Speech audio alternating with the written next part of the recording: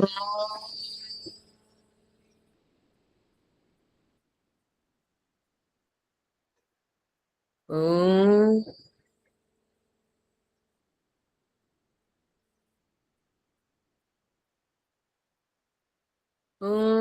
భూర్భువస్వః తత్సవితుర్వరేణ్యం భర్గో దేవస్య ధీమహి ధియో యో నః ప్రచోదయాత్. ఓం అసతో మా సద్గమయ తమసో మా జ్యోతిర్గమయ మృత్యోర్మా అమృతంగమయ. ఓం సహనావవతు సహనౌ భునక్తు సహ వీర్యం కర్వావహై తేజస్వినావధీతమస్తు మా విద్విషావహై.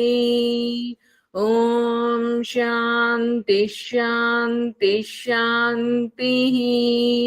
గురుభ్యో నమః. సర్వేభ్యో నమో నమః. నమస్తే అందరికీ. మనం సాంఖ్య దర్శనంలోని సూత్రాలని వినే ప్రయత్నం చేస్తున్నాం. మన సాధన, మన జ్ఞానం ఎంత వికసింపబడాలి అంటే మనము పూర్తిగా మూల ప్రకృతి వరకు వెళ్ళగలిగే ప్రయత్నం చెయ్యాలి. దానికి ఉపాయాలు చెప్తూ ఉన్నాడు. నిన్న మనం సూత్రం కూడా నేను చెప్పాను, ఇది కంఠస్థం చేసుకోండి అని. సత్వరజస్తమసాం సామ్యావస్థ ప్రకృతి ప్రకృతిర్మహాన్ మహతో అహంకారః అహంకారాత్ పంచ తన్మాత్రాని ఉభయమింద్రియం తన్మాత్రేభ్యః స్థూలభూతాని పురుషః ఇది పంచవింశతిర్గణః. అంటే మనం ఈ అన్నింటిని తెలుసుకోగలిగితే మానవ జన్మలో ఇక్కడ పురుషుడు అంటే ఆత్మ పరమాత్మ వరకు మనం వెళ్ళగలగాలి.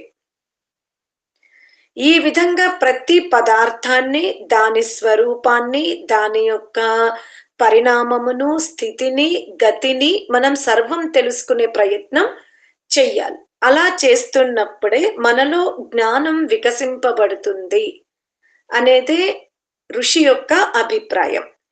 ఈరోజు 62వ సూత్రంలో ఏం చెప్తున్నాడంటే స్థూలాత్ పంచతన్మాత్రస్య.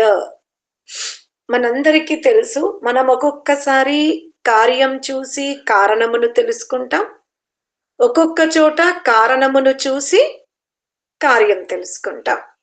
అంటే ధూమము చూసి అగ్నిని ఊహించుకుంటాం, అలాగే అగ్నిని చూసి కూడా ధూమమును ఊహించుకుంటాం. అదే విధంగా నూతన వధూవరుల యొక్క వివాహ స్థితిని చూసి సంతానవంతులు అనే అనుమానాన్ని మనం వ్యక్తపరుచుకుంటాం. అలాగే సంతానమును చూసి వీరి తల్లిదండ్రులకు వివాహమై ఉంటుంది అని మనం ఇలా జ్ఞానంని స్పష్టంగా తెలుసుకుంటాం. ఒక చోట కార్యము, మరొక చోట కారణం. ఇప్పుడు ఇక్కడ స్థూలాత్, స్థూలం ఏవి అంటే పంచభూతాలు. ఏవి? పృథివీ, జలము, అగ్ని, వాయువు, ఆకాశం. ఈ పంచభూతాలని తెలుసుకున్నప్పుడు మనకు వీటి వెనుక ఉన్న కారణం కూడా మనకు అర్థమవుతుంది. ఎలా అంటే పృథివిని మనం ఏమంటాం? గంధవతి అంటాం. పృథివీ గంధవతి అనగా పృథివీ అనే స్థూల పదార్థాన్ని చూసి మనం దేన్ని ఊహించుకుంటున్నాం? గంధం అనే తన్మాత్రని తెలుసుకుంటున్నాం. ఒక్కొక్కసారి గంధమును చూసి పృథివిని కూడా మనం తెలుసుకుంటాం. అనగా ఇక్కడ స్థూలము నుండి సూక్ష్మం తెలుసుకున్నాం. అనగా పృథివీ అనే పంచభూతము నుండి గంధమనే తన్మాత్రను తెలుసుకున్నాం. అలాగే వాయువు అనే పంచభూతము నుండి, అంటే వాయువు అనే భూతము నుండి ఏ తన్మాత్ర తెలుసుకుంటాము? స్పర్శ. స్పర్శ. జలభూతము నుండి రసం. రసం. అగ్నిభూతము నుండి రూపం. రూపం. ఆకాశము నుండి శబ్దం. శబ్దం. అర్థమైపోయింది కదా. పంచభూతాలు తెలిస్తే మనకి పంచ తన్మాత్రలు కూడా ఏంటి గోచరం అవుతవి. అర్థమైందా? పంచభూతాలు తెలిసినాయి అనుకోండి, అప్పుడు ఆ పంచభూతాల యొక్క సూక్ష్మతత్వము కూడా మనకేం అర్థమవుతుంది? అర్థమైందా లేదా? పృథివీ అనగానే ఏం గుర్తొచ్చింది? గంధం. గంధం. జలం అనగానే రసన. రసం. అగ్ని అనగానే రూపం. రూపం. వాయువు స్పర్శ. స్పర్శ. ఆకాశం శబ్దం. శబ్దం. అర్థమైందా? ఈ కొంచెం సిద్ధాంతాన్ని మనం కంఠస్థం చేసుకుంటూ పోతూ ఉంటే ఎంత అంటే, ఇప్పుడు రేపు మీరు ఎక్కడైనా ఉపన్యాసాలు వినేటప్పుడు ఒక్కొక్కసారి కొందరు గ్రాంథికమైన భాషలో చెప్తే వింటున్నప్పుడు విన్నాము అనిపిస్తుంది, తర్వాత మనకి దాని గురించి నాలెడ్జ్ పెద్దగా ఉండదు. ఎందుకు అంటే మనం ఈ పంచభూతాలని, పంచ తన్మాత్రలని, పురుషుణ్ణి ఇవన్నీ కూడా మనం అప్పుడు వరుస క్రమంలో వినలేదు. ఇప్పుడు నిరంతరము వింటున్నాం కాబట్టి మనందరి స్థితి ఎలా ఉంటదంటే, ఇప్పుడు ఎవరైనా ఉపన్యాసాలు ఇస్తూ ఉంటే అందులో లోతుగా చెప్తేనే మనకు వినాలనిపిస్తూ ఉంటది. ఎందుకు? మన జ్ఞానం వికసింపబడింది. ఒకప్పుడు లోతైన సబ్జెక్టు చెప్తే ఏమనిపించేది? మాకేం అర్థమవుతుంది అనిపించేది. ఇప్పుడేమనిపిస్తుంది? ఇంకా లోతుగా చెప్పినా వెళ్ళగలుగుతామన్న ధైర్యం ఉందా లేదా? ఇప్పుడు మీరే చెప్తున్నారు కదా, పంచభూతాలు పంచ తన్మాత్రలు. అర్థమైందా? తర్వాత ఏమంటున్నాడు? బాహ్యాభ్యంతరాభ్యాం తైష్ట అహంకారస్య. ఇప్పుడు మీరు పంచభూతాలని తెలుసుకున్నప్పుడు మీకు పంచతన్మాత్రలని సూక్ష్మత అర్థమైంది. ఎప్పుడైతే మీకు పంచ తన్మాత్రలు అర్థమవుతాయో అప్పుడు ఈ పంచ తన్మాత్రలు దేని నుండి పుట్టింది అంటే అహంకారము నుండి అని తెలుస్తుంది మీకు. అర్థమైందా? ఎప్పుడైతే మన శరీరము పాంచభౌతికం అని అర్థమైందో, ఆ తర్వాత పంచభూతాల యొక్క వాటి గుణములేంటో అర్థమైనాయి. ఇప్పుడు ఈ పంచ తన్మాత్రలు ఎక్కడి నుండి వికసింపబడ్డవి? ముందు పంచ తన్మాత్రలు తెలుసుకున్నాం, ఇప్పుడు పంచ తన్మాత్రల నుండి ఎక్కడికి వెళ్ళినాం? మనం అహంకారం వరకు వెళ్ళినాం. అహంకారం అంటే ఏంది? తెలుగులో మీరు అహంకారం అంటే దేన్ని అంటారు?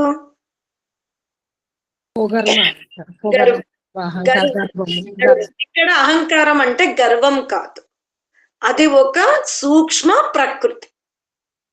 అంటే అది ఎప్పుడూ ఉంటది, దాని స్వభావాన్ని చాటి చెప్పుకుంటది. అహంకారం అంటే నేను ఉన్నాను అనే ఉనికిని సిద్ధింపజేసుకునే ఆ మెటీరియల్ ని ఇక్కడ ఏమంటారు? అహంకారం అంటారు. అర్థమైందా?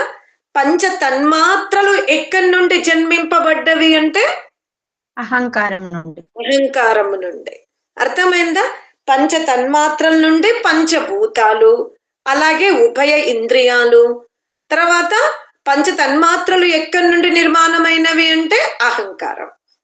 ముందుకేమంటాడు? తేనాంతకరణస్య. అహంకారం దేని నుండి పుట్టింది? ఇప్పుడు ఈ అహంకారములో కూడా మనము తెలుసుకుంటే అహంకారములో మనస్సు ఉంది, బుద్ధి ఉంది, చిత్తము, అహంకారం. అంతేనా? అంతఃకరణాలు. వీటిని మనం ఏమంటాం? అహంకారం లాంటి వాటిని మనం ఏమంటాము? అంతఃకరణాలు అంటాం. అంతఃకరణాలు అన్నప్పుడు ఏమేమి వస్తవి? మనస్సు, బుద్ధి, చిత్తము, అహంకారం. ఏమైంది? ధన్యవాదములు విజయత్తమ్మ. అరుణకేలు ఎందుకు గాబరపడిపోయినరా? వినలేను. ఓకే. అన్నారు. అంతఃకరణాలు అంటే ఏమిటి అని అడిగా. మనసు, బుద్ధి, చిత్తము, అహంకారం. అర్థమైందా? మనస్సు, బుద్ధి, చిత్తము, అహంకారము. అహంకారము అనేది అంతఃకరణము. అంటే ఇప్పుడు మనము ఈ చక్షువులు అంటున్నాం, ఈ కంటిని ఏమంటాం మనం? చక్షువు అంటాం. నిజంగా ఇది చక్షువా అంటే కాదు, ఇది ఒక గోళం. అలాగే దీన్ని మనం నాసిక అంటాం, కానీ ఇది నాసికన అంటే కాదు, ఇది కూడా ఒక గోళం. కానీ జ్ఞానేంద్రియాలు కర్మేంద్రియాలు అన్నప్పుడు ఆ గోళకాల నుండి ఏదైతే కార్యము జరుగుతుందో, అనగా ఈ గోళాకారము నుండి ఏదైతే మనం చూస్తున్నామో, అంటే ఇది కారణమైతుంది, చూసేది కార్యమవుతుంది. ఈ కార్యమునకు ఏదైతే కారణముందో అది చక్షువు. అలాగే శబ్దం అనే కార్యమునకు ఏదైతే మనం సాధన తీసుకున్నామో దాని పేరు మనం ఏమన్నాము? కర్ణము అన్నాం. అలాగే రసము తీసుకునేటప్పుడు ఏ ఇంద్రియాన్నైతే ఉపయోగిస్తామో దాన్ని మనం ఏమంటాము? రసనేంద్రియము అంటాం. అంటే దీన్ని ఉభయము అన్నారు. రసనేంద్రియాన్ని ఉభయ ఇంద్రియము అంటారు. ఎందుకు? ఇది కర్మేంద్రియము, ఏమో జ్ఞానేంద్రియం. జ్ఞానేంద్రియం. వాక్కు కర్మేంద్రియము, రసనేంద్రియం. అందుకనే వాక్ వాక్ అంటాం, అంటే రెండు పనులు చేస్తుంది. అలాగే ప్రాణః శ్వాస తీసుకుంటున్నాం, శ్వాస వదులుతున్నాం. వదులుతున్నాం. అలాగే చక్షు రూపాన్ని స్వీకరిస్తాము, మళ్ళీ రూపాన్ని మన నుండి ఒక డిజైన్ గా సమాజానికి చూపిస్తాం. అలాగే కర్ణం అంటే వింటాము, అలాగే ఇతరులకు వినిపిస్తాం. వినిపిస్తూ ఉంటాం. అర్థమైందా? ఇక్కడ ఏం చెప్తున్నాడు అంటే మనము పంచభూతాల నుండి పంచ తన్మాత్రలు తెలుసుకున్నాం. అంటే పంచ తన్మాత్రల నుండి ఏవి జన్మించినవి? పంచభూతాలు జన్మించినవి. పంచభూతాల నుండి ఏమి తయారైంది? మనము ధరించుకున్న శరీరం తయారైంది. అర్థమైందా? ఇప్పుడు వెనక్కి వెళ్దాం. శరీరం దేని నుండి తయారైంది? పంచభూతాల నుండి. పంచభూతాల నుండి. పంచభూతాలు దేని నుండి తయారైనవి? తన్మాత్రల నుండి. పంచ తన్మాత్రల నుండి. పంచ తన్మాత్రలు దేని నుండి తయారైనవి? అహంకారం నుండి. అహంకారం. ఈ అహంకారములో 4 విభాగాలు ఉన్నాయి. ఏంటి? మనస్సు, బుద్ధి, చిత్తం, అహంకారం. అర్థమైందా? ఈ అంతఃకరణాలు దేని నుండి తయారైనవి? మహత్తత్వం నుండి. అర్థమైందా? దేని నుండి తయారైనవి? మహతత్వం నుండి. మహత్తత్వం నుండి. మహత్తత్వము దేని నుండి జనించింది? తన్మాత్రల నుంచి. ప్రకృతి నుంచి. ప్రకృతి. ఏ ప్రకృతి? సత్వ రజః తమః పరమాణువులు. నిన్నటి సూత్రాన్ని ఎదురుగా పెట్టుకోండి. సత్వ రజః తమ అనే ఈ పరమాణువుల కలయికనే ప్రకృతి. ప్రకృతి నుండి ఏమేమి పెట్టుకుంటలే? సత్వ రజస్తమసాం సామ్యావస్థ ప్రకృతికి. ప్రకృతి నుండి మహత్తత్వం, మహత్తత్వం నుండి అహంకారం, అహంకారం నుండి పంచతన్మాత్రలు, పంచతన్మాత్రల నుండి ఉభయ ఇంద్రియాలు, పంచభూతాలు, పంచభూతాల నుండి వివిధ శరీరాలు. ఇప్పుడు వెనక్కి వెళ్తున్నా, అలాగే తీసుకోండి. శరీరాలకు కారణం ఎవరు? పంచభూతాలు. పంచభూతాలకు కారణం పంచ తన్మాత్రలు. పంచ తన్మాత్రలకు కారణం అహంకారం. అహంకారమునకు కారణం మహత్తత్వం. గుడ్. మహత్తత్వమునకు కారణం ప్రకృతి. ప్రకృతి. ప్రకృతికి కారణం రజ తమో గుణాలు. అర్థమైందా? అంటే ఇప్పుడు సత్వానికి మాత్రం కారణం లేదు, ఇక అదే కారణం అంతే. అర్థమైందా? సత్వ పరమాణువులకు కారణం లేదు, రజ పరమాణువులకు కూడా కారణం లేదు. లేదు, తమః పరమాణువులకు కూడా కారణం లేదు. లేదు. అందుకనే మూలం, మూలము నుండి వికసింపబడింది. ఎక్కడి వరకు వెళ్ళినాము? సత్వరజ తమసాం సామ్యావస్థ ప్రకృతికి అంటే సత్వ పరమాణువుల నుండి రజః పరమాణువుల నుండి తమః పరమాణువుల యొక్క కలయిక వలన ఏం నిర్మాణం జరిగింది? అవి మూడు కలుస్తేనే ఏది జన్మింపబడింది? ప్రకృతి. ప్రకృతి. ప్రకృతి నుండి మహతత్వం. మహత్తత్వం. మహత్తత్వం నుండి అహంకారం. అహంకారం. అహంకారం నుండి పంచతన్మాత్రలు. పంచతన్మాత్రలు. పంచతన్మాత్రల నుండి పంచభూతాలు. పంచభూతాలు. పంచభూతాల నుండి శరీరాలు. వివిధ శరీరం. అర్థమైందా? ఇప్పుడు భౌతిక అగ్ని ద్వారా మనం భౌతికమైన అగ్నిని ఉపయోగించుకొని జీవాత్మ ఏ పురుష శరీరాన్ని అయితే వదిలిపెడుతుందో ఆ దేహాన్ని మనం ఏం చేస్తున్నాము? భస్మం చేస్తున్నాం. భస్మం. ఎక్కడి వరకు తీసుకెళ్ళినాము? పంచభూతాల నుండి ఏర్పడినటువంటి శరీరమును అగ్నికి ఆహుతిగా ఇచ్చి ఎక్కడి వరకు మనం మార్చగలిగాము? మళ్ళీ సత్వరజతము. మళ్ళీ పంచభూతాలకి తీసుకెళ్ళగలిగా. అంటే అగ్నికి ఎంత సామర్థ్యం ఉంది?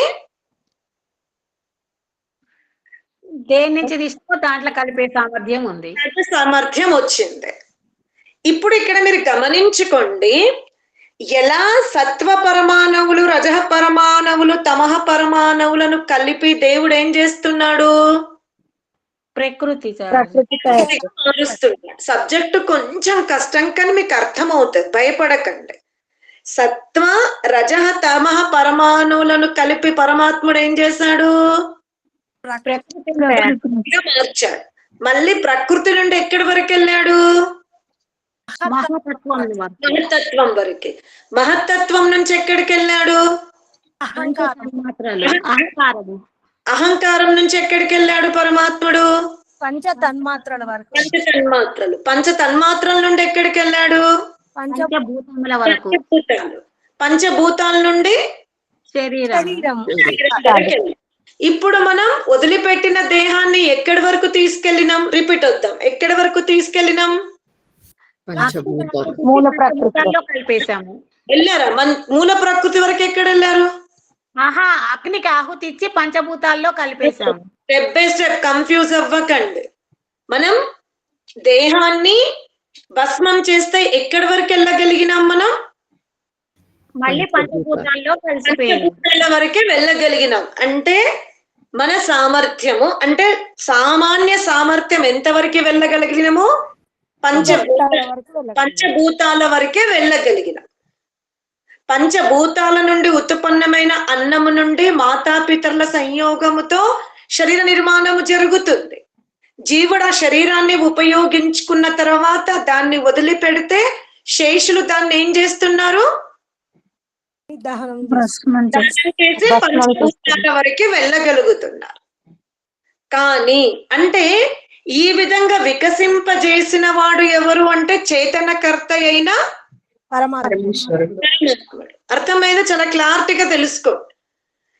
ఈ సత్వరజ తమసాం సామ్యావస్థ ప్రకృతి ప్రకృతిర్ మహాన్ మహతో అహంకార అహంకారాత్ పంచ తన్మాత్రాన్ని ఉభయ ఇంద్రియం పంచభూత పంచభూతేభ్య పురుష శరీరం. అంటే అక్కడి వరకు పరమాత్ముడు వెళ్ళగలిగినప్పుడు సామాన్య జ్ఞానమున్న మానవుడు కూడా మళ్ళీ ఈ దేహాన్ని పంచభూతాల వరకు తీసుకెళ్ళగలుగుతున్నాడు. మరి విశేష జ్ఞాని ఎక్కడి వరకు వెళ్ళగలుగుతాడు? మూల ప్రకృతి వరకు వెళ్ళగలుగుతాం. మూల ప్రకృతి వరకు మనం వెళ్ళగలుగుతాం. అర్థమైందా? జీవాత్మ పరమాత్ముని యొక్క సామర్థ్యము ఎక్కడి వరకు ఉంది అంటే పరమాత్ముడు సత్వరజస్తమసాం పరమాణువుల నుండి ప్రకృతిగా మార్చగలుగుతాడు. మనము జ్ఞానాన్ని వికసింపజేసుకుంటే మన యాత్ర ఎక్కడి వరకు వెళ్తుంది?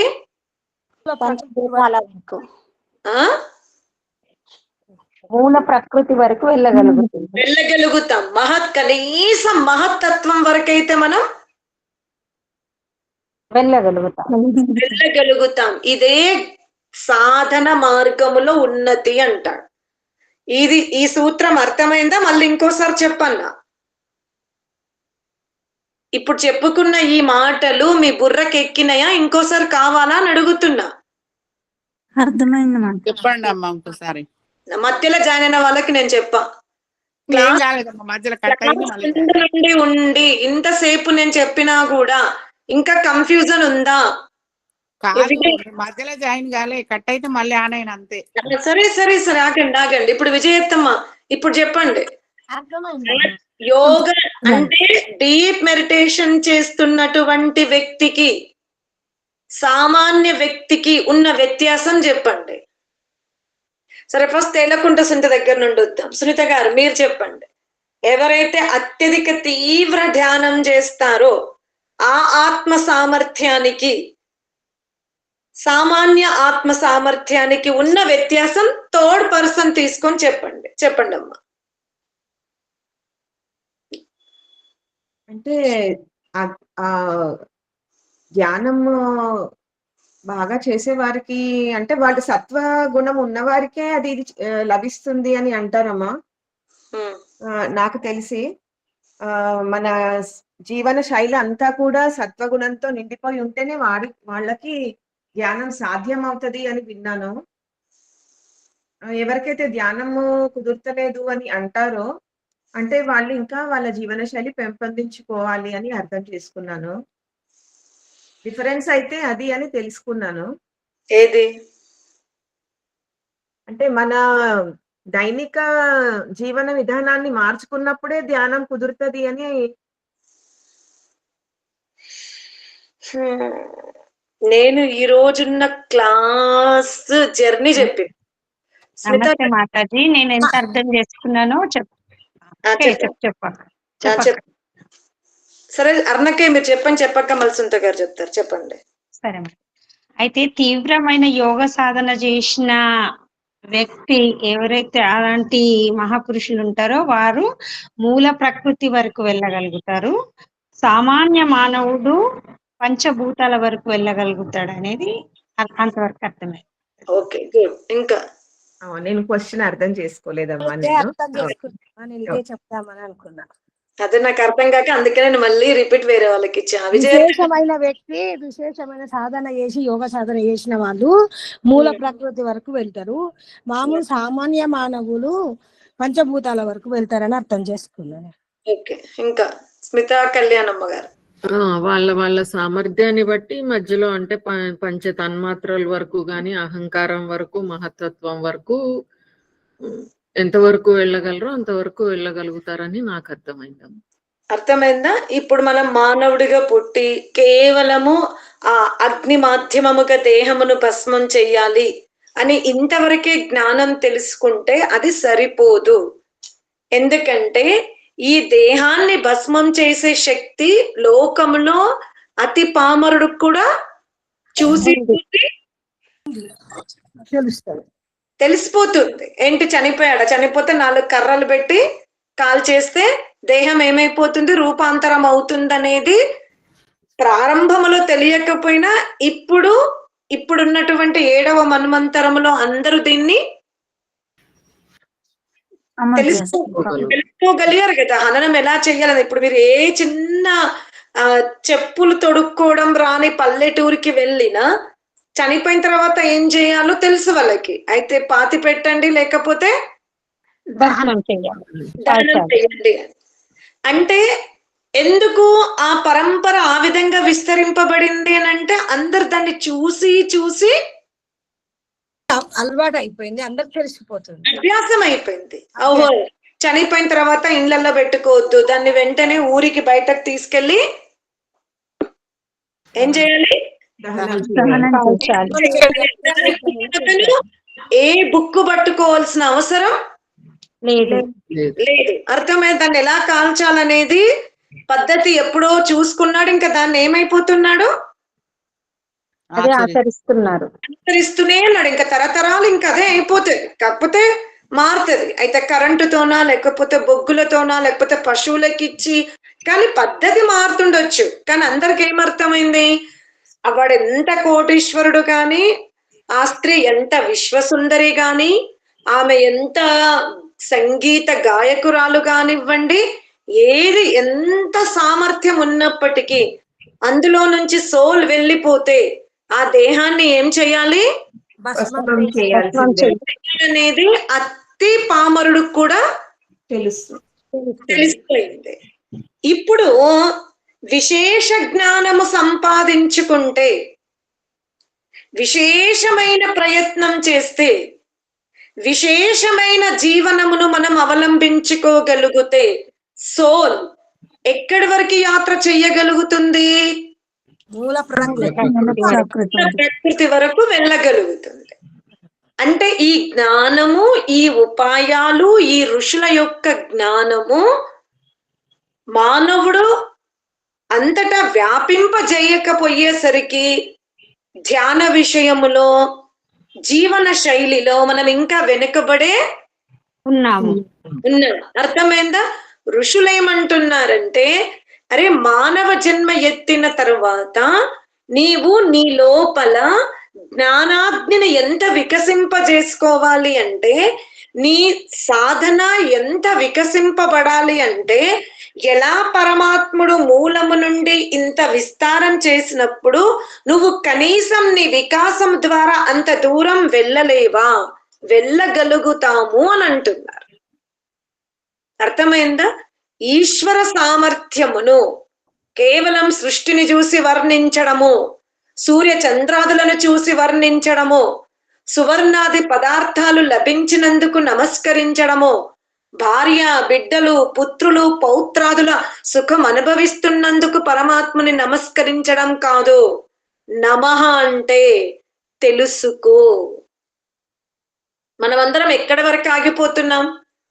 జీవితంలో ఒక రకమైనటువంటి ఐశ్వర్యాలు లభిస్తే నేను చాలా సౌభాగ్యవంతురాల్ని, లభించకపోతే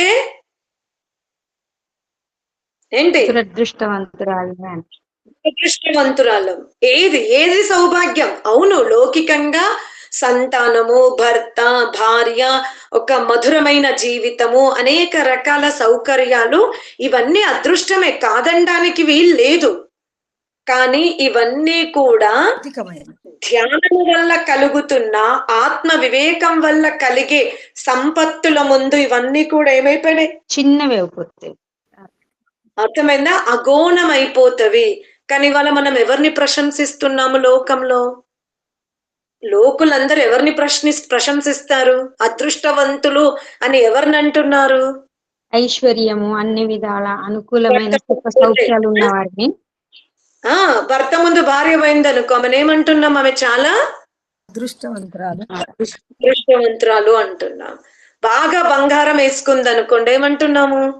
అదృష్టవంతులు అంటున్నాం. ముని మన్మన్లను మన్మరాన్లను చూసింది అనుకోండి, ఏమంటున్నాము? అదృష్టవంతురాలే అంటున్నాం. ఎవరినైనా మనం అంటామా? ఎవరైతే ఆత్మ సాధన చేసుకున్నారో వాళ్ళు కూడా అందరికంటే పెద్ద అదృష్టవంతులాను అనే ఈ శబ్దాన్ని మనం వ్యాప్తింపజేయగలిగామా? తక్కువ మంది ఉన్నారు కదా, జ్ఞానవంతులు తక్కువ మంది ఉన్నారు, జ్ఞానం లేని వాళ్ళు ఎక్కువ మంది ఉన్నారు కదా మాతాజీ. అందుకని అంటే ఇప్పుడు కళ్యాణమ్మ తాను అజ్ఞానవంతురాలు అనుకుంటుంది. ఓకే, ఒకసారి షోల్డర్. కాదు మాతాజీ, నేను కాదు మాతాజీ, తెలియని వాళ్ళకి అసలుకి తెలియట్లేదు, ఐశ్వర్యమే ప్రధానం అనుకుంటున్నారు. ఈ లోకంలో మనం ఉన్నాము, మనమందరము కూడా అజ్ఞాన మార్గంలోనే ఉన్నాము, ఇప్పుడిప్పుడే బయటపడుతున్నాం. అర్థమైందా? మనందరిలో కూడా తెలిసి తెలియక ఇంకా అజ్ఞానము ఉన్నది. అర్థమైందా? అందుకే ఇక్కడ కపిల మహర్షి ఏమంటున్నాడంటే, నీ యొక్క సాధన ఎంత తీవ్రంగా ఉండాలి అంటే, నువ్వు బంధము మోక్షం, ఇప్పుడు మనకి సాంఖ్య దర్శనం మూలము నుండి వస్తున్నాం మనం. నేను అందుకే చెప్పేది కథలు కాదు. ప్రతిరోజు క్లాస్ కి అటెండ్ అయ్యి చాలా జాగ్రత్తగా వినండి, చాలా జాగ్రత్తగా వినండి. ఇప్పుడు మనం త్రివిధ దుఃఖ నివృత్తి అన్నా, అంటే వ్యాధిగ్రస్తమైన శరీరానికి ఔషధం ఉంది, దానికోసం ఎందుకు ధ్యానం స్వీకరించాలి? ధనికుడి దగ్గర డబ్బు లేదు, శ్రమ చేస్తే ధనం వస్తుంది, ధనం వల్ల సుఖం వస్తుంది, దానికోసం ధ్యానం ఎందుకు? అలాగే ఈ ఆత్మతత్వమును ఒకరేమన్నారు, ఇది ఒక అప్పటిదప్పుడు నీటి బిందువు వల్లే ఫామ్ అవుతుంది. దీనికి పూర్వము పరము ఏమీ ఉండదు. అలాగే జీవితంలో మనం ఏవైనా కష్టాలు వస్తే అవి ప్రభావితమే అవుతున్నాము. కాబట్టి ప్రభావిత దుఃఖమును మనం నియంత్రించుకోవాలి అంటే మెడిటేషన్ చెయ్యొచ్చు, స్థానాంతరం అవ్వండి, దేశమును మార్చుకోండి, పరిస్థితులని మార్చుకోండి, వ్యక్తుల నుండి దూరంగా వెళ్ళిపోండి. ఎవరైతే బాగా నెగిటివ్ ని క్రియేట్ చేస్తారో వాళ్ళ నుండి దూరంగా ఉంటే సరిపోతుంది అనేది అందరి యొక్క డిఫరెంట్ దృష్టికోణము నుండి సమస్య పరిష్కారం చెప్తున్నాడు. కపిల మహర్షి ఏం చెప్తున్నాడు? అసలు మూలం వరకే వెళ్ళాడు. కపిల మహర్షి ఎక్కడి వరకు వెళ్తున్నాడు? అరే, నీ శరీరం దేనితో తయారైంది? పంచభూతాల నుండి. పంచభూతాలు ఎక్కడి నుండి వచ్చినాయంటే పంచ తన్మాత్రల నుండి. పంచ తన్మాత్రలు ఎక్కడి నుండి వచ్చినవి అని అంటే అహంకారం. అహంకారం ఎక్కడి నుండి వచ్చింది అని అంటే మహత్తత్వం. మహత్తత్వం ఎక్కడి నుండి ఉంది అంటే ప్రకృతి. నువ్వు మొత్తం బ్రహ్మాండాన్ని విచ్ఛిన్నం చెయ్యలేవు, అది నీ వల్ల కాదు, నీకు సమయం లేదు. కానీ నీవు ధరించుకొని ఉన్న ఈ 3 దేహాలని చూస్తే ఈ 3 దేహాల మధ్యలో నువ్వు ఉన్నావు. ఈ 3 దేహాలతోనే నువ్వు ధరింపబడి ఉన్నావు. కనుక నువ్వు నీ సాధన రూప అగ్నిని ఎంత వికసింపజేసుకోవాలి అంటే కనీసం నీకు ఏదైతే మహత్తత్వము నుండి ఏర్పడిన ఈ కారణ దేహము, సూక్ష్మ దేహం ఉందో నువ్వు దాన్ని విచ్ఛిన్నం చేసుకోగలవు అంటున్నాడు. అర్థమైందా? మొత్తం బ్రహ్మాండాన్ని విచ్ఛిన్నం చేయడం పక్కన పెట్టు. నీతో ఒక శరీరం, మాతాపితరులతో సంబంధించిన ఒక శరీరముతో పాటు ఇంకా 2 దేహాలు నీతో దీర్ఘకాలం యాత్ర చేస్తూనే ఉన్నవి. నీ స్థూల దేహాన్ని నీ బంధువులు ఎలాగో భస్మం చేస్తారు.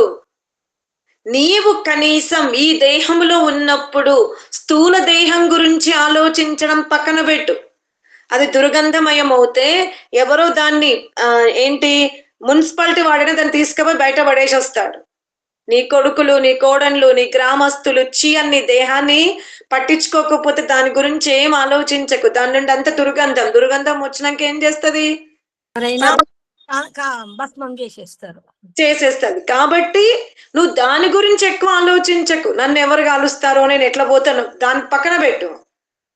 నీ దగ్గర ఉన్న సమయం, నీ కర్తవ్యాలు పూర్తయిపోయిన తర్వాత ప్రతిరోజు నువ్వు ఎక్కడ యాత్ర చెయ్యాలి అంటే అంతర్గత యాత్ర చెయ్యు. నీ బ్రతికున్నప్పుడే సాధన రూప అగ్ని ద్వారా నిదానముగా పంచ తన్మాత్రల్ని తెలుసుకో. పంచ తన్మాత్రల నుండి ఎక్కడి వరకు వెళ్ళు? అహంకారం వరకు వెళ్ళు. అహంకారము నుండి మహత్తత్వం వరకు వెళ్ళు. మహత్తత్వం నుండి ప్రకృతి వరకు వెళ్ళినవంటే ఇక నీకు ఈ శరీరాలే అవసరం లేదు, ఉండవు అంటున్నా. నువ్వు విచ్ఛిన్నం చేసేసుకున్నావు. నీకు లభించింది, దేవుడు ఇచ్చిండు నీకు. నువ్వు వాటిని మూలంలోకి మార్చేసాయి. ఉపాయాలు చెప్తున్నాడు, ఎలా చెయ్యాలో కూడా మార్గం చూపిస్తున్నాడు. మరి మనం ఏం చేద్దాము? ఇంత ఋషులు మన దుఃఖాన్ని మూలము నుండే నరికి వేయమని చెప్తుంటే మనం ఇంకా అందుకోలేకపోతున్నామంటే ఇది మన శ్రమలోని లోపమే. అర్థమైందా? మిగతా సూత్రాలంతా అదే. తేన అంతఃకరణస్య, అదే నేను ఇప్పుడు చెప్పాను కదా, తతః ప్రకృతేహే. మహత్తత్వం నుండి ఏం పుట్టింది?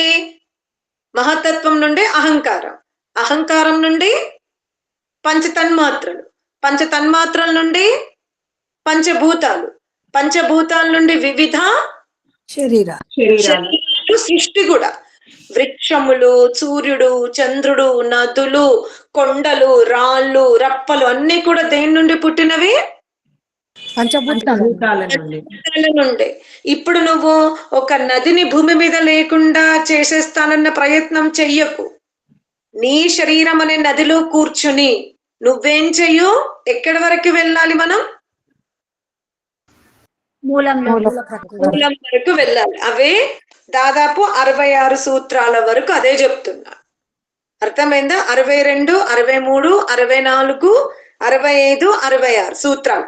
తేన అంతఃకరణస్య తతః ప్రకృతే సహంత పరార్థత్వాత్ పురుషస్య. ఇప్పుడు ఇక్కడ మీకు ఈ ఏదైతే ప్రకృతి ఉందో, ప్రకృతి నుండి మహత్తత్వము, మహత్తత్వము నుండి అహంకారము, అహంకారం నుండి పంచ తన్మాత్రలు, పంచ తన్మాత్రల నుండి పంచభూతాలు, ఉభయ ఇంద్రియాలు, వివిధ శరీరాలు. ఎక్కడైనా ఆత్మ పుట్టినట్టుగా కనబడిందా? లేదు. కనపడలేదు. కాబట్టి ఆత్మకి మూలము లేదు, ఆత్మకి కారణము కూడా లేదు. లేదు. లేదు. దేనికి కారణం ఉంది? దేనికి మూలం ఉంది? స్థూల శరీరాన్ని. శరీరమునకు మూలం ఉంది. నువ్వు ఈ దేహములో ఉన్నప్పుడు మూలమును తెలుసుకోవాలి. తెలుసుకోవాలి. తెలుసుకోవాలంటే ఏంటి? ఇప్పుడు జీవుడు ఉన్నాడు. జీవుడు అయితే ఈ ఇంద్రియాల ద్వారా చింతన చేస్తాడు. ఇప్పుడు మీరు పడుకున్నా, లేసినా, కూర్చున్నా, మీరు ఏంటంటే క్లాస్ చెప్పినప్పుడు మాత్రం సిద్ధాంతాన్ని చాలా బాగా అర్థమైనట్టుగా తీసుకుంటారు. తర్వాత మళ్ళీ ఎక్కడేసిన గొంగ అక్కడే. నేను మీకు సుషుప్తి అవస్థ ఏంటి, జాగ్రత్త అవస్థ ఏంది, నిద్ర అవస్థ ఏంది, సమాధి అవస్థ ఏంది, తురి అవస్థ ఏందో ఇవన్నీ చెప్తున్నాను. ఇప్పుడు మనం జీవుడు మేలుకున్నాడు. ఇప్పుడు మనం అందరం పరస్పరం జాగ్రత్త అవస్థలో ఉన్నా. నేను మాట్లాడుతున్నాను, మీరు వింటున్నారు. ఈ జాగ్రత్త అవస్థలో మనం ఇంద్రియాలను ఏం చేస్తున్నాము? ఉపయోగించుకుంటున్నామా లేదా? ఉపయోగించుకుంటున్నాం. ఇక్కడ మనం అంతఃకరణాలతో పాటు స్థూల ఇంద్రియాలను కూడా మనం ఉపయోగించుకుంటున్నాం. కాకపోతే మీకు మాకు మధ్యలో జరుగుతున్న వ్యవహారములో జ్ఞానం అనేది ఉంది, అశుద్ధ వ్యవహారం లేదు. లేదు. అంటే కర్మతో చెబితే ఇప్పుడు ఈ శ్రవణము, శ్రావణం అది కూడా మనం వేదము గురించి వింటున్నాం, ఆత్మ గురించి వింటున్నాం. కాబట్టి ఇక్కడ ఈ కర్మ ఎలా ఉంది? శుద్ధంగా ఉంది. సాత్విక కర్మ. అర్థమైందా? ఇది మిశ్రిత కర్మలు కాదు, ఫలమును ఆశించిన కర్మలు కాదు. కాదు. కేవలం జ్ఞానమును వికసింపజేసుకునే అర్థమైందా? ఈ కర్మల్లో మనం ఏ ఏ దేహాన్ని ఉపయోగించుకుంటున్నాం? స్థూల దేహం. స్థూల దేహమును ప్రధానంగా, మళ్ళీ మనస్సు బుద్ధి కూడా ఇక్కడ పని చేస్తున్నారు. అర్థమైందా? ఇప్పుడు ఈ మనస్సు బుద్ధి చిత్తము అంటే ఈ స్థూల దేహాన్ని మనం వదిలిపెట్టి క్లాస్ అయిపోయిన తర్వాత ఇక బయట నుండి వినడం, బయట నుండి మాట్లాడటం ఇది ఆపేసి ఈ విన్న క్లాస్ ని మనం లోపల ఏం చేసుకోవాలి? మననం చేయాలి. అంటే మననం చేస్తున్నామంటే అప్పుడు ఏ దేహాన్ని వదిలిపెడుతున్నాం మనం? వదిలిపెడుతున్నాం. అర్థమైందా?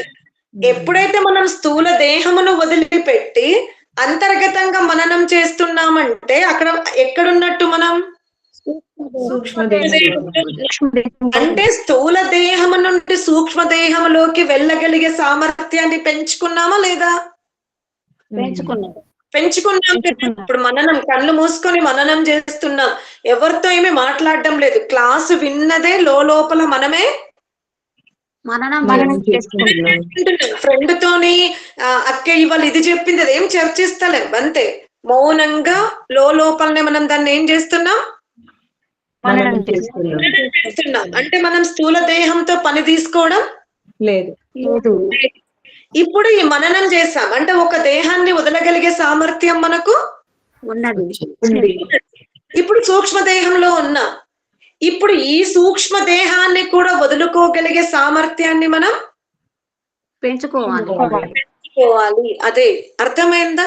ఇప్పుడు కొంతమంది మహిళలు ఉంటారు, అమ్మ మేము ఒంటరిగా ఉండలేం, నాకు ఒంటరిగా ఉంటే భయం అవుతుంది, నాకు ఎవరొకరు తోడు కావాలి అంటే వాళ్ళు ఎప్పుడు కూడా సూక్ష్మ దేహముతో జీవించే ప్రయత్నం చేయలేరు. ఎంతసేపు వాళ్ళు ఇతరులతోనే కమిట్మెంట్ అయి ఉంటారు. ఎప్పుడు అంతే. మనం ఏమనుకుంటాం, అబ్బా ఒక్కటి ఉండలేదంటాను, గ్రేట్ అంటాం. కాదు, ఆమె అసలు ఆత్మనే దర్శించుకోలేకపోయింది. అందుకనే ఎప్పుడైనా కుటుంబ సభ్యులు మనని వదిలి బయటకు వెళ్తే మనం ఆ అవకాశాన్ని కూడా ఎలా తీసుకోవాలి? చాలా అదృష్టంగా తీసుకోవాలి. అరే నేను ఈ రోజు ఉండగలుగుతానా లేదా, నా శక్తిని నా సామర్థ్యాన్ని నేను ఉపయోగించుకుంటానా లేదా అని మనల్ని మనం పరీక్షించుకోవచ్చు. కానీ అబ్బా ఆమె ఎంత అదృష్టవంతురాలు, ఎవరో ఒకరు ఆమె దగ్గర ఉంటారండి అని మనము పొగుడుతాం, ఆమెను అలాగే తయారు చేస్తున్నాం. కానీ శాస్త్రం ఏమంటుంది? అసలు నువ్వు స్థూల దేహాన్ని కూడా వదిలిపెట్టు, సూక్ష్మ దేహములో ఉండే ప్రయత్నం కూడా ఆపివేసి కారణ దేహము నుండి తురీయ అవస్థకి వెళ్ళు, అదే జన్మ సార్థకం అంటున్నాడు. అర్థమైందా? దీనికోసం మనం అరణ్యానికి వెళ్ళాల్సిన అవసరం లేదు. దీనికోసం మనం సాంసారిక వ్యవస్థనంతా వదిలి కాషాయ వస్త్రాలు ధరించి సన్యాసం తీసుకోవాల్సిన అవసరం కూడా లేదు. కేవలం ప్రయత్నమును చేంజ్ చేసుకోవాలి, మన యాత్రని మార్చుకోవాలి, మన జీవన శైలిని మార్చుకోవాలి. అయితే ఇప్పుడు సన్యాసము తీసుకున్న వారికి, గృహస్థాశ్రమంలో ఉన్న వారికి ఏంటి సౌకర్యం అంటే, సన్యాసి కదా, శుభకార్యాలకు రాకపోయినా ఉత్సవాలకు రాకపోయినా వాళ్ళ ఆశ్రమానికి ఎవరైనా అతిథులు వచ్చినా భోజనాదులు పెట్టకపోయినా సన్యాసి మీద ఎవ్వరు కూడా తప్పులు తీయడానికి వీల్లేదు. కానీ గృహస్థులకి అన్ని చెయ్యాలి, చెయ్యాలి. అంతే, వ్యవస్థలో మార్పు ఉంటుంది సన్యాసికి ఇంకా గృహస్థులు. అర్థమైంది? అందుకనే సన్యాసం తీసుకున్నాం అనుకోండి, ఆత్మ కళ్యాణాన్ని ఎక్కువగా చెయ్యడానికి అవకాశం ఉంది. అంతేగాని సన్యాసం తీసుకుంటేనే మోక్షం వస్తది, గృహస్థాశ్రమంలో ఉంటే మోక్షం రాదు అనే భ్రమలో మనం ఉండకూడదు. కేవలం గృహస్థములో ఉండి కూడా మనని మనం అంతర్గత యాత్రలో తీవ్ర ప్రయత్నం చేస్తే తప్పకుండా మనం విజయం వైపే పయనం చేస్తాం.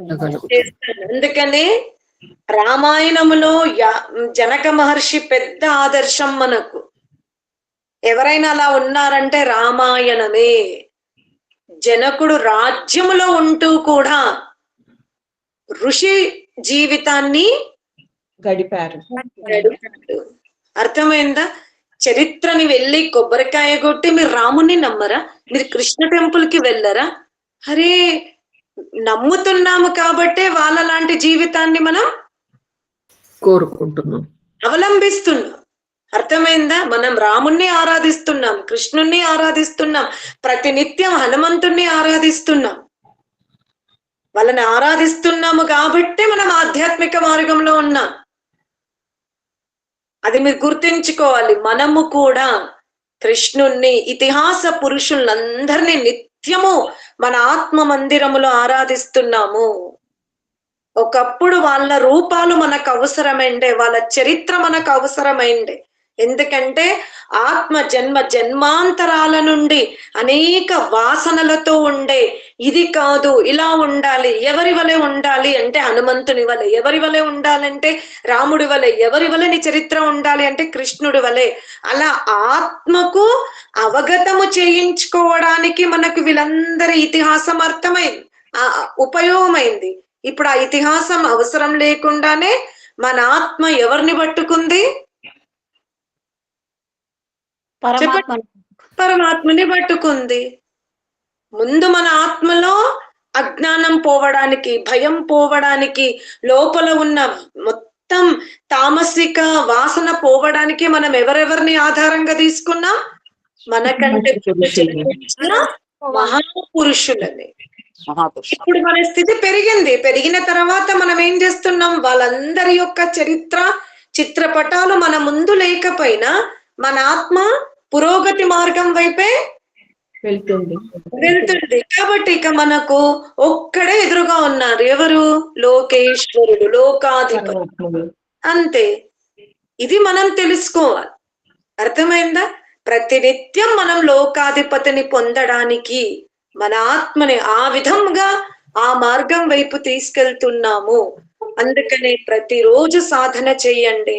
ఏనాడైనా ఏదైనా కారణాల వల్ల సాధనకి సమయం ఇవ్వలేకపోతే కర్మలు శుద్ధంగా ఉన్నాయా, వాక్ శుద్ధంగా ఉందా, నేను ధరించిన ఆభరణాలు వస్త్రాలు శుద్ధంగా ఉన్నాయా, నేను ఎవరితోనైతే మాట్లాడుతున్నానో అక్కడ సకారాత్మకంగా మాట్లాడుతున్నా, వీటిపైన కొంచెం మనం అవగాహన తెచ్చుకుంటే రెండవ రోజు మన సాధన చాలా మళ్ళీ